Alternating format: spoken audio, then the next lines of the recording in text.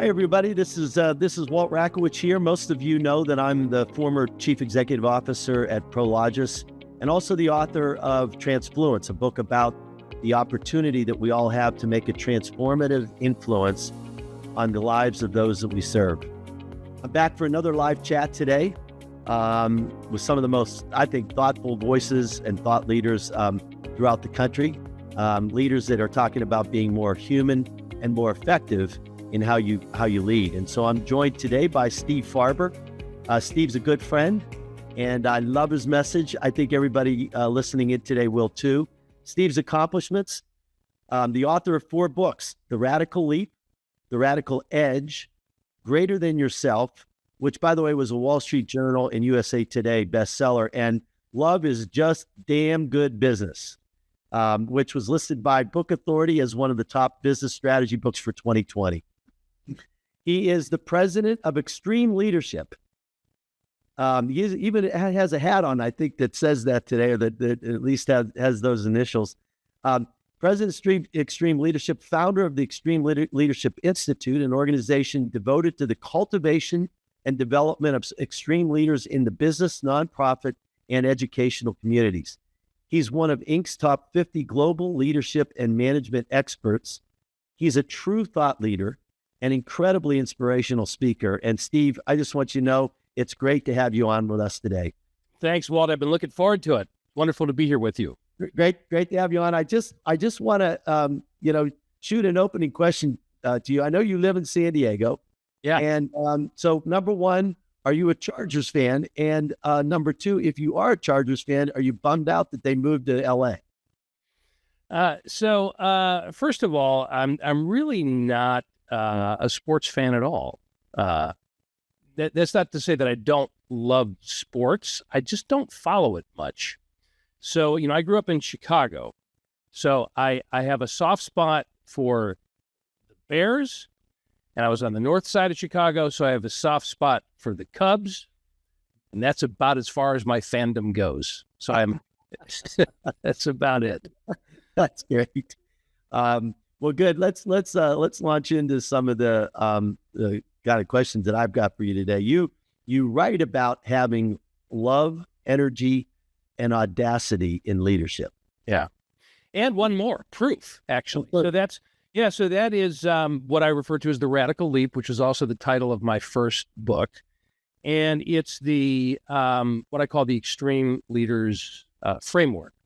So extreme leadership, first of all, is really just my way of saying real leadership, because leadership by its nature is an extreme act. If we're not, just relying on the title of leader, which many people do, once they get stamped with that label, then, I guess I'm a leader now because it says so on the org chart. Leadership, as you know better than most people, is about what we do, not what we call ourselves. So the extreme leader is a person who cultivates love, generates energy, inspires audacity, and provides proof. And that really simple framework becomes a way to influence people, to engage ourselves and others, to get all the things that we'd like to measure, like productivity and engagement and all of that. It's just a really broad, universal, and really powerful framework. I think it's a great framework, actually. So you're an extreme guy. I mean, you seem like an extreme guy to me. What do you like to do that's extreme? Well, it's funny because the way that we use the word extreme, or at least have used the word extreme, comes out of sort of the extreme sports arena. And in fact, when I first started using that label back in the late, I'm going to say late 90s, early 2000s, extreme sports was really, kind of blowing up. I'm not an extreme sports guy. So extreme is a relative term, right? One person's extreme is another person's nap, maybe. But the idea of applying love in business, many people consider to be extreme. I personally don't. I think it's just, as you said, the title of my fourth book is Love is Just Damn Good Business. I called it that because love is just damn good business. But some people interpret that as extreme because it's unusual. You don't typically use that word in the same sentence as business. But for me personally, I guess what many people would consider to be extreme is I love to get up on stage in front of as many people as possible and play music. And we'll often do that in the context of my keynote speeches. So I don't know, is that extreme? To me, it's not. People, when people are in the audience, who've been listening to me talk for an hour about leadership, suddenly, pull out a guitar and start playing, they think that's extreme because they are scared to death that I'm going to suck. That's what happens. I'll tell you what, my daughter got married 3 years ago, and I decided to sing at her wedding whenever I gave the father's speech. And I think there were a lot of people with wide eyes watching me like, please don't mess this up. Exactly. They're so, it's lovely, isn't it? Because they're afraid for you. They're afraid for you. Exactly. Or don't mess up. It's kind of sweet, actually, when you think about it. It's great. So you talk about in your book, there was a time in your life where you didn't really love what you were doing. Yeah. Way back when. And, you use that word love a lot, but, it's a bummer when you don't like what you're doing or you don't love what you're doing. And you were a commodities trader. You started your own business, which is all great. And, but, it's a grind. And so from the outside looking in, it probably looked all right, but from the inside looking out, your heart wasn't there. And exactly. Can you talk a little bit about that? Yeah. So I started in business. I started everything pretty young. I started a family young. I started a business young. So before I was 30 years old, I had 3 kids, and by that time, a failed business. So I originally started out wanting to be a musician, and I soon discovered that playing music for a living and feeding people were mutually exclusive pursuits. And that's what I went into business. And I had a friend who worked in the commodities field, commodities futures markets. He gave me a job because I needed to do something. And I discovered I was an entrepreneur because within a few years, I had my own small brokerage firm. So I had, people that worked for me. I was responsible for everything as an entrepreneur is. I had to do the marketing and the sales and the training and the compliance and all that stuff. From the outside, like you said, from the outside looking in, it's pretty cool. Young guy, had his own business already. And the only problem was I freaking hated it. I hated it with a steaming passion. I just was not built for that world. And it's a weird place to be when you literally hate your own business. I loved the people in it, but I was killing myself. I mean, I don't know how long I would have lasted on this planet had I stayed in that. So fortunately, I made the decision to get out. And because I had a business background and a bit of a love for people and a natural ability to connect and communicate, I put it all together and I started doing, training workshops for corporations like in the late 80s. Which evolved into a career that focused more on leadership and working with all kinds of businesses. So I went from I know how important love is in business in large part because I had such a deep experience of the opposite. And I don't think that it's absolutely necessary for people to love their work in order to make money. I know a lot of miserable people that have made a lot of money. But in order to really lead and make a difference in your organization and in the world around you, the heart has to be in it. Otherwise, we just don't have the juice to do what's necessary to make things better. Yeah, boy, I can't agree with you more. I went through a time, I was in public accounting when I first started, and I felt like I was learning a lot, but I just wasn't, it just wasn't right for me long term. And I don't think I was being influential in anybody's lives back then, to be honest. Yeah. So you talked about, you gravitated from there. In 1994, I believe you were hired by Tom Peters. Right. And Peters is, everybody knows, one of the most famous management gurus out there. Yes. He wrote one of the greatest books of all time, in my view, In Search of Excellence. Mm-hmm. You were there for a while, 6-7 years, some such. Right. You tell us what did you learn there? What's the greatest lesson you learned, either from Tom or just from your the partners that were there?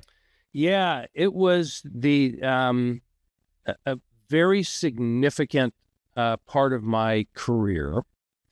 I had been working for an international consulting company before then, so I had already had a lot of exposure to several companies on a wide scale, and the Tom Peters company experience really brought me deep into the area of leadership. So I ended up being a vice president of that company, and I learned so much during my time there, not only from Tom.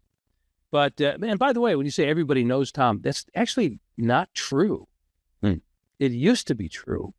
But I'm going to guess that people listening to this right now, if you're under, I'm going to say 50 years old, you may not know who he is. Yeah, you're probably right. Which is really a shame. He's still really active, and doing. He's brilliant. Probably the most significant management sage of our age, if I could be a little poetic. But the president of the Tom Peters Company at the time was Jim Kouzes. And Jim Kouzes and Barry Posner, the co-authors of the Leadership Challenge, are just incredible thought leaders in the world of leadership. So Jim actually is also a very significant mentor to me, because I spent a lot of my time teaching and working with clients around that Leadership Challenge model. So everything that I do now, every book that I've written, every speech that I give, every client engagement that I'm involved in is really very deeply informed by the work of Kouzes and Posner, as well as Tom Peters. That's why it's wonderful to have mentors, of course. So yeah, my time there was incredible. I have very dear friends who I met, who are my colleagues at the Tom Peters Company, people I love dearly. So there I did have a direct experience of working for somebody else and being absolutely in love with the work and with the people that I worked with. It was just a phenomenal time. I mean, just it must have been, and I remember I was going to business school about that time too, and I remember we talked about Tom Peters all the time. Yeah, and the impact that he's made on me. At the end of the day, I ended up writing a book that was all about it's not about me. It's not about me. I had to learn that lesson. Yeah, not about me, but it is about the influence that we have on other people. And I know Peters talks a lot about that as well. So I just recently finished your book, Love is Just Damn Good Business. I love that word, damn good business. Kind of got me right in the heart. In the book that you say, and by the way, it's right behind you, I think. Yeah, they're. Let me move the screen for there. Yeah. Do what you love in the service of people who love what you do. Right. That's kind of the and you kind of break that into 3 different parts in the book, and you kind of break it down. Can you unpack that a little bit? Yeah, sure. So this idea that we already started talking about, the importance of doing what you love, particularly as a leader, is really important and it's foundational, but it's not the whole story, right? Because if all I was focusing on was doing what I loved, and it didn't really matter what the impact of that was on anybody else, as long as I'm doing what I love, that's just another way of saying narcissism, right? So doing what I love is where I get my juice from. But then the next thing is, it's the second piece is in the service of people. So yes, I'm doing what I love, but I'm using that to serve you. I'm using that to give value to you. I'm using that to enhance your life in some way. And, servant leadership, of course, is not a new idea, but this is not about serving people because we feel that we're supposed to. It's about serving people in such a significant way that the result is reciprocity. In other words, they love us in return. So if you think about it from a business perspective, It's like the ideal scenario, right? When you have customers that raise their hand and say, I love you. I love doing business with you. I love your brand. I love your company. I love the way you take care of me. Then that's our ideal customer, right? We want more of those. We want to find more of those, which means that we have to behave in a way that attracts that kind of clients to us, right? In other words, we have to get really good at creating an experience that our customers are going to love. And once they do love us, they keep coming back, they talk about us, and our business grows. So it's a great business model, but it's also a personal, I like to think of it as as at the very least, an aspiration, right? It's something to strive for. If I'm firing on all those cylinders, I'm doing what I love, I'm serving people, and the people I'm serving love how I'm serving them, that's just a great way to approach life in general. Well, it sure is. Service is what we're all about, man. That's what we go to work for every day, right? And if we're serving other people, including the people that work for us, not just our clients, that's the big thing. Everybody talks about our customers, serving our customers, serving a customer. No, I mean, if you serve the people around you, then your customers will be happy ultimately. Yeah. Once upon a time, back in the 90s, Hal Rosenbluth of Rosenbluth Travel wrote a book called The Customer Comes Second. And that was the whole concept of the book, is you take care of your employees first, and the customer experience will naturally grow from that. And so this is not a new idea. The thing is that if we want our customers to love what we do for them, we have to create an environment that people love working in. So if I can adopt that attitude that I'm here as a leader, my job is to help create an experience that my team, my colleagues, my employees, my associates, whatever terminology you want to use, love coming to work here. And they're growing from it, and they have good relationships here, and the culture feeds them, and vice versa, feeds them emotionally as well as, literally. Then they're much more likely to do what's necessary to give our customers an experience that they love. And I have to back it down one more step in this. I can't create that kind of a culture. I can't create an experience that my employees are going to love unless I love it first. So it all gets very personal very quickly. If I don't love my team, if I don't love my company, if I don't love the values that we stand for, the product that we create, the service that we provide, the vision that we have, the mission that we're on, if I don't love that stuff, then I'm just going through the motions. And, I'll get things done, but I'm not going to create that incredible environment and those incredible results that we're all seeking after. As you say, you can make money, but that's not the only objective, right? I mean, there's a broad objective to that. So I want to talk about, talking about serving other people. I'm going to drill into this just a little bit more.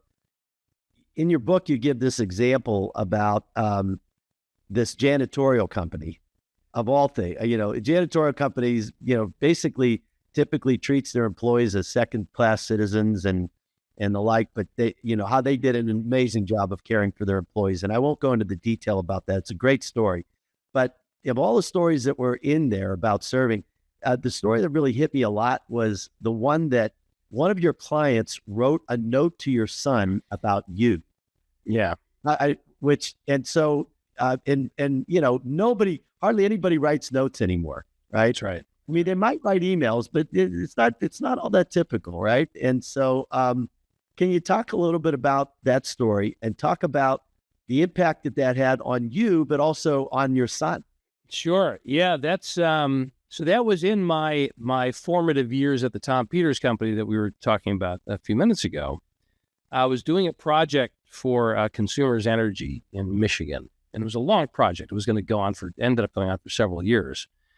And we did an offsite with the senior executives of Consumers.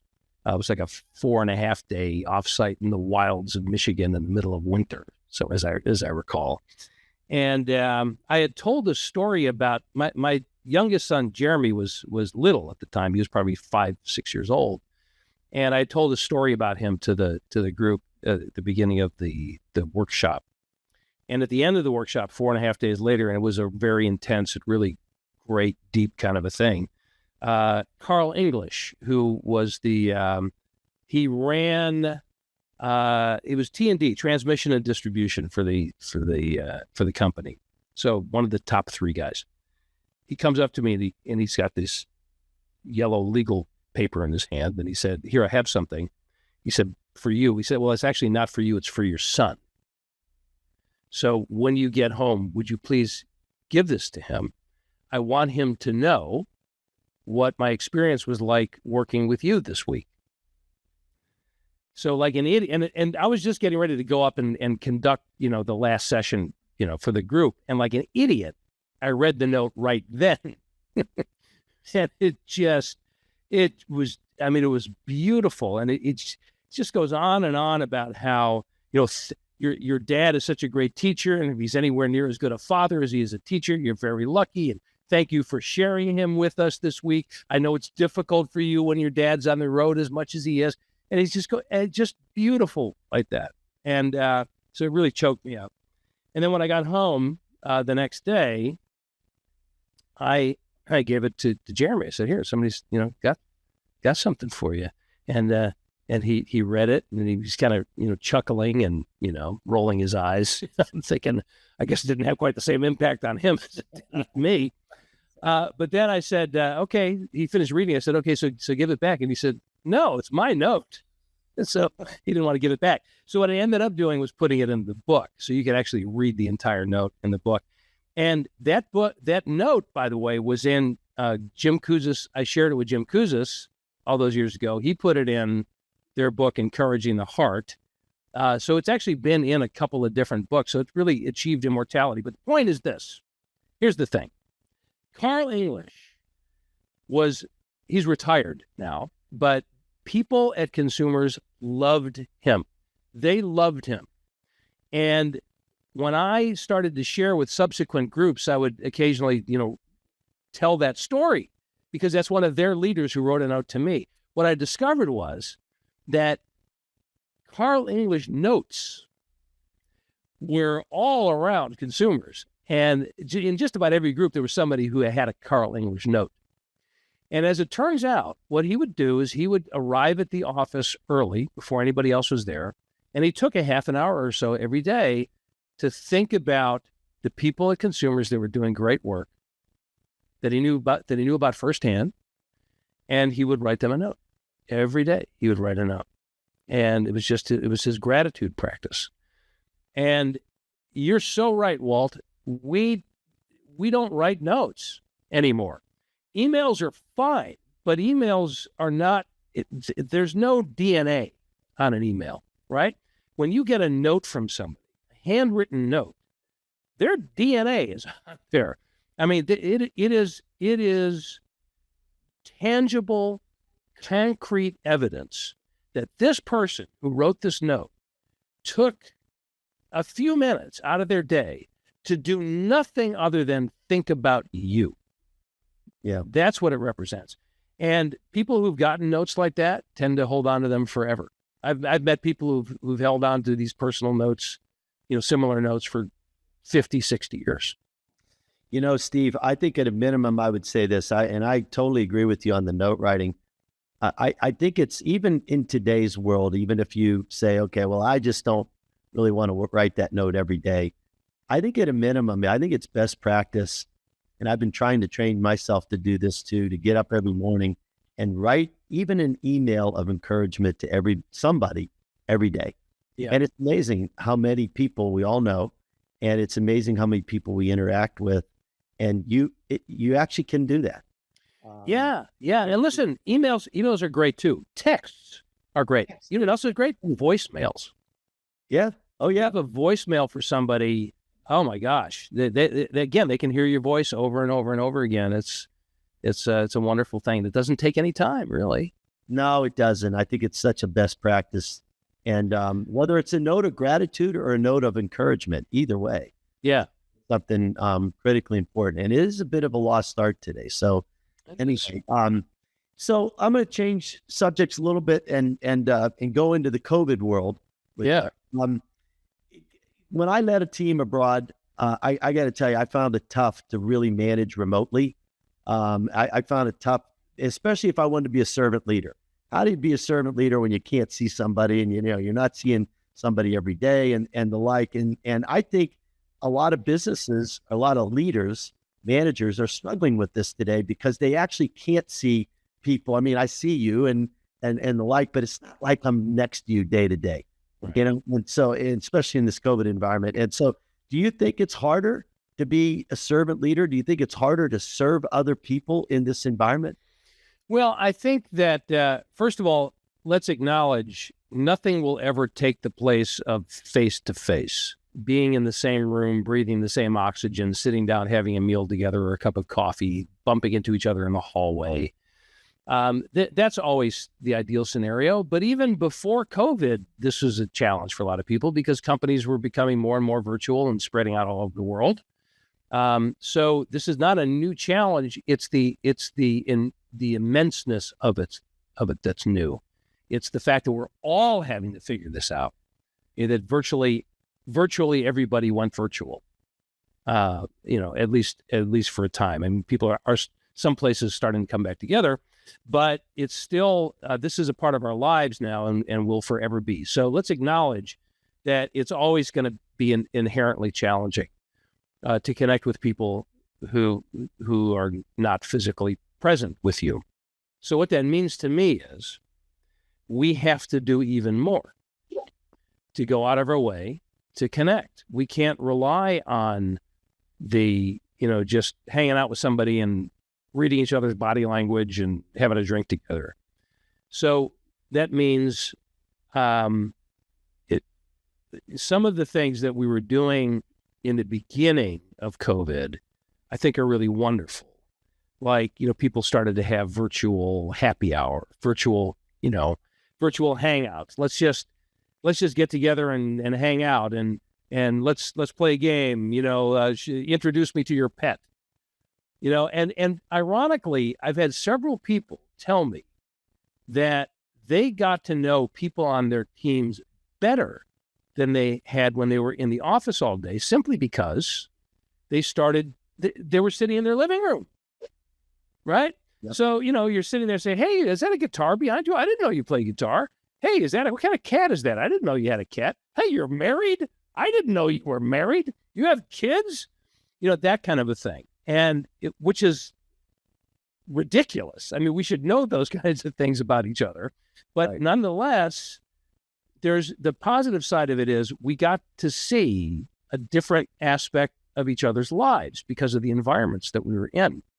So from a leadership perspective, we have to go out of our way to spend more time getting to know people, even through a virtual or especially through a virtual kind of environment.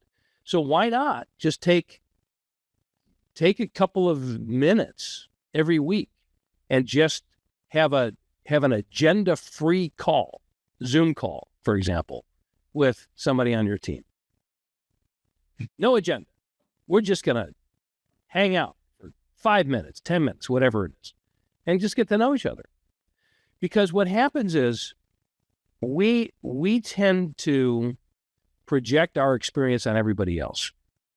So for me, being locked down and not traveling, I like everybody else had to pivot in terms of my business and doing keynotes and all that virtually instead of in person, and coaching on Zoom and all that stuff that everybody else had to do. But what I realized was I actually had it pretty good because it's my wife and I, and we actually like each other. So, just the two of us together, we're empty nesters, and we had more time to spend together. Well, that's great. But what if you're single and alone and isolated? Yeah, doesn't feel so great. Or what if you have 3 little kids at home who are not going to school now, and you got to take care of that and work? So I had to remind myself that, oh, the experience that I'm having is not the same experience that other people are having necessarily. And then for the introverts of the world, this was like the greatest gift ever. Sure. I don't have to see anybody. I don't have to talk to anybody. It's like, this is fantastic. But that means then that we have to be overly sensitive to and curious about other people's states of mind, experience at home, and all that, so we can figure out what, if anything, we could do to help them through it. And so I think there's a lot of good that will come out of this. And people are getting better at doing that overall. Yeah, I would agree with that. I think that's absolutely right. I think you have to be more intentional though about everything right now. Yes. And if you're not, unfortunately, I think it's a much more difficult environment to lead in. So I'd like to switch gears a little bit with you, Steve, because I just wrote a chapter that is an add-on to Transfluence about empathy. And you talk about empathy, the importance of empathy in serving other people too. And I got to tell you, when I wrote the chapter, I talk about how we might rethink the word, because, and I'm just being honest with people, I struggle with it. Not a lot of people score high in empathy in the first place. I just have trouble sometimes sharing someone else's feeling, walking alongside of them. And I can have an intellectual understanding, and I can listen, and I can even be sympathetic.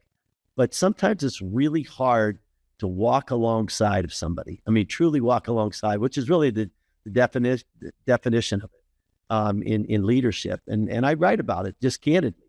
I struggle with it. Can you talk a little bit about the importance of empathy? And can you talk a little bit about whether or not you struggle with it as well? Yeah, that's a really great question. So, what I'm advocating for is coming from and operating out of, in a very tangible way, love. Okay. So what does love look like in the way that we show up, in the way that we do business, in the way that we interact with each other? That's the operating question behind the book and behind all of my work, frankly. It's not about love as a sentiment or, just kind of an empty, it's not a greeting card sort of a love. It's how do you put it into practice? How do you operationalize it in the way that you are, in the way that you work? So that is a very broad umbrella. And there are many things that, people will say to me, well, why isn't it trust instead of love? And why isn't it compassion? And why isn't it empathy? And why isn't it? Well, it's all of the above, actually. So in terms of empathy, it's like anything else. We can all get better at it. And I don't know that we can show deep empathy for another person without fully understanding what they're going through. Because honestly, you can't fully understand what somebody's going through unless you've been through a near identical experience. If you've lost a child or been divorced or gotten sick, whatever, to say, oh, I know how you feel. I know how you feel. What's the typical response you're going to get from somebody? You don't know how I feel, right? So don't pretend. But empathy, to me, it starts with the desire to know how they feel. If I have the desire to know what you're experiencing, that is way ahead of a lot of people who just don't give a shit. Mm-hmm.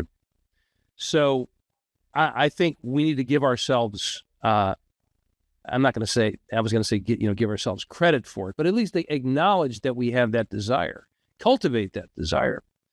So it's not about pretending to care. It's about, I really want to be able to understand what you're going through.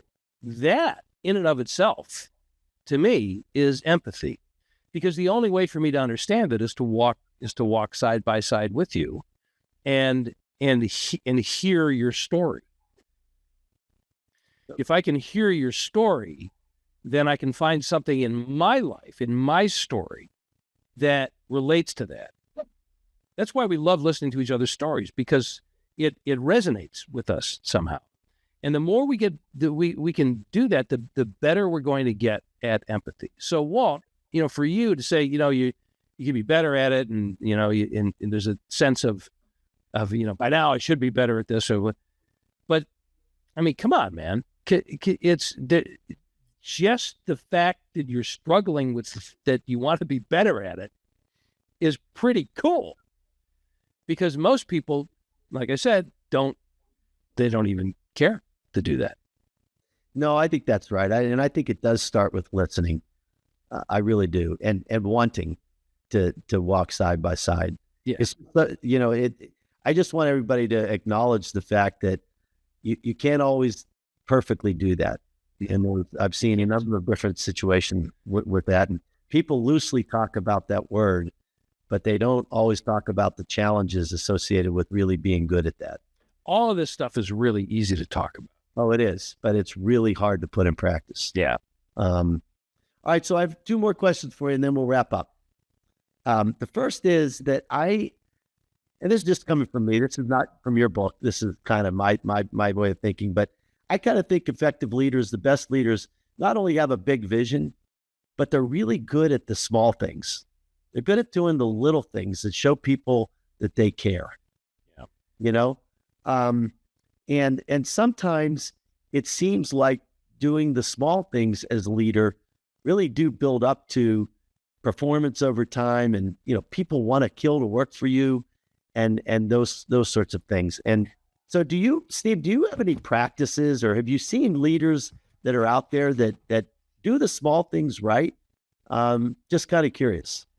Yeah, I think it's we have a tendency to fall into an either or mentality or frame of mind. So, are leaders good at vision? Are they good at the small thing? The answer is yes. It's all the above, right? So the small things, the gestures, the conversations, the pats on the back, the notes that we were talking about, we can make a list of probably 1,000 of those things. And actually, in the book, it's story after story after story after story of mostly small things that do add up. But the vision, the big picture, and all that is also important, because the small things are in the context of what it is that we're trying to do together. What is it that we're trying to accomplish? Where are we trying to go? So to be able to paint a vision as a leader, a vision of where we want to take our team or our entire company, if I'm the CEO, to create that vision, not in a way, again, that serves me solely or serves my stakeholders or shareholders solely, but that everybody can see themselves in. And then if I know where we're headed, and I can get a sense of how I can help get us there, then the small things, like the words of encouragement and acknowledgement and all that, are meaningful in that context as well. It's not just, oh, what a nice person you are, but, oh, that gives me more energy to help us get that done, right? And of course, the key to all this, I say of course, but it may not be obvious. It's not about pretending. It's not about how can I, give me a list of small things that I could do, even though I really don't care about these people, but I got to do a few things because I got to get them engaged so we can get our mission accomplished. That is not what you or I are talking about here. Okay. It starts with the love, right? So it starts with the smallest thing, which is to ask a very simple question. And that is, why do I love this? Why do I love this team? Why do I love these people? Why do I love this work? And how do I show it? Why do I love it? How do I show it? So I am a big believer in giving people the context that says this is a worthwhile pursuit, but then turning them loose to figure out what those small things are for yourself. So if you can just sit with that question, Why do I start with the people around you? Why do I love the people on my team? And how can I show it better? And see where that takes you. I like that. Small things that make the difference. It is. It is the small things that make the difference in my view.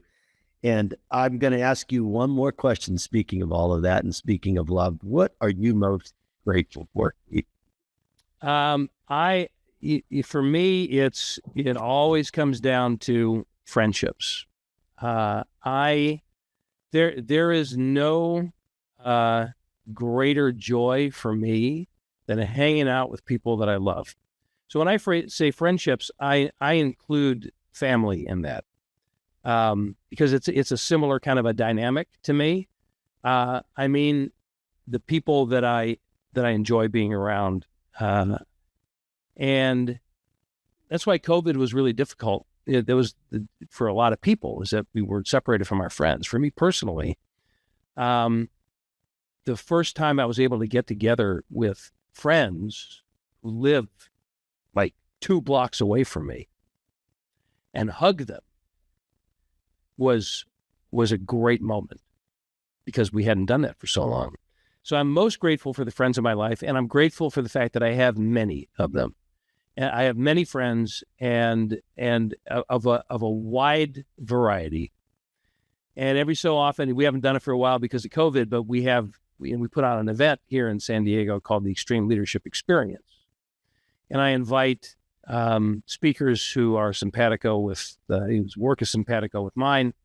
Our mutual friend Tommy Spalding has spoken a couple of times, and lots of people like that who kind of live in this same place, and we bring everybody together, and it is a remarkable experience. And the comments that I hear from people, from the participants and from other speakers, is, I can't believe the people that you know, and that they all and they came here for this because they want to. And so for me, it's getting that reflected back. It's like, yeah, you know what? That's true. That's true. I have some really, really extraordinary friends, and I'm so deeply grateful for that. So, so thank you for asking. Now I'm thinking about all my friends, including. No, I'm thinking about my friends too, and it's ironic that you would just bring that up, because I'm having lunch with Tommy Spalding today, of all things. He's taking me out for my birthday lunch. That my birthday was yesterday, so a happy birthday! Give him a big wet kiss for me. I dare you. I dare you. I will. That's what friends are all about. And so, Steve, with that, I just want you to know it has been wonderful having you on today. And I've heard a lot about love. I do think it is kind of an odd thing when you talk to people about love. They're like, really? Come on. And, in business, but it's just great to hear what you have to say. And hey, Walt, if I could say one more thing about all this. So Love is Just Damn Good Business was my 4th book. And then a couple of weeks ago, I have a new book that just came out that's called, so set this up in your mind. There's Love is Just Damn Good Business. And then the next book, the one that just came out, is called Twisted Business. And I co-wrote it with J.J. French, who is the founder of, manager of, and guitarist for the rock band Twisted Sister. So this is his story. Now, what is the through line with Love, from Love is Just Damn Good Business to a book about a heavy metal rock band and their experience, and how they had multiple platinum and gold records and all of that. And you'd be surprised to know that it is not a stretch. It is not a stretch. Right. That my original connection with JJ was, he heard me speak at a conference, actually, and he said, what you just described is the way that I'm in the entertainment business, he said. That's the way that I've always conducted my business. And that's a business filled with lots of, let's just say, bad people. But I've always believed that I could love people and do the right thing, and I would be successful as a result of it. So you can find love anywhere, even in the business of rock and roll. I'm dying to read the book now. That's great. All right, Steve. Well, listen, I just want to thank you. First of all, I want to thank everybody for tuning in. Steve, I want to thank you for being so gracious with your time today. If you'd like to learn more about Steve's work, his website is stevefarber.com. Obviously, if you'd like to find out more about me and Transfluence, Walt Rakowich, which I know is a little bit more difficult to spell. And I'd encourage everybody in the meantime to please have a positive influence on those around you each and every day. Thank you so much, Steve. Great to be on with you. Thank you, Walt.